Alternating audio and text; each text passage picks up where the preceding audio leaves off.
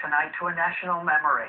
Tomorrow, the nation will pause to remember the dark day that changed history, the 50th anniversary of President Kennedy's assassination. And there is something Americans did not know. The president and his family once had a kind of secret bunker, a private island to protect them. President Kennedy and his wife Jacqueline were to hide there in the event of a tragedy.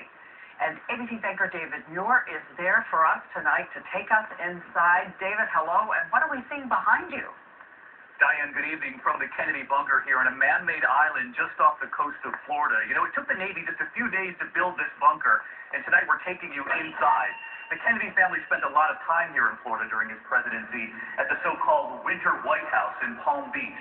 But they were also aware of the quick route to this bunker. They practiced it, actually, living under the very real threat of the Cold War. They knew these tunnels made of corrugated steel were here for them. President Kennedy, forsaking the cares of state for a relaxing weekend on Cape Cod, is rushed by a toddler. This is the part of Camelot we knew about. Those cherished images of President Kennedy, his last summer with his children 50 years ago.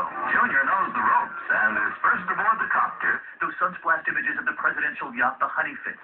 Little Caroline on the president's lap, then down the stairs to share a swim with her dad. Just 4 months before she would lose him. A backstroke before getting back on board, her mother waiting, jumping back into the lap of her father. But behind those golden images, the black and white reality, the very real fears of the Cold War, the tense nuclear standoff with the Soviets. Good evening, my fellow citizens. This government, as promised, has maintained the closest surveillance of the Soviet military buildup on the island of Cuba. And away from the public eye, the secret bunkers being built for the president and his family. And he tested it. Yes, he did. Twice. Today we took the short boat ride, the route President Kennedy took himself, 10 minutes door to door, from the so-called Winter White House in Palm Beach, Florida, to a bunker once camouflaged by trees 50 years ago. So this is the entrance.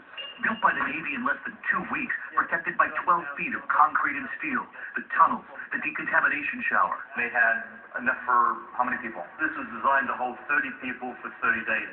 Some of the original bunk beds still here, the transmitter ham radio, shelves stocked with survival kits. You can see the emergency drinking water they actually had down here. Back then it came in lead-lined cans, never would have been used today. Mrs. Kennedy knew of the shelters, and after her husband was shot, she wrote a letter.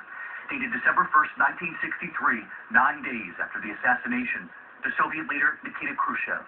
Dear Mr. Chairman President, so now in one of the last nights I will spend in the White House, in one of the last letters I will write on this paper of the White House, I would like to write you my message. I send it only because I know how much my husband cared about peace. She was on to write about the relationship they forged, the kindness the Khrushchevs had extended to them, and of Mrs. Khrushchev, I read that she had tears in her eyes when she left the American embassy in Moscow, signing the Book of Mourning. Please thank her for that. A fragile bond that kept those bunkers from view.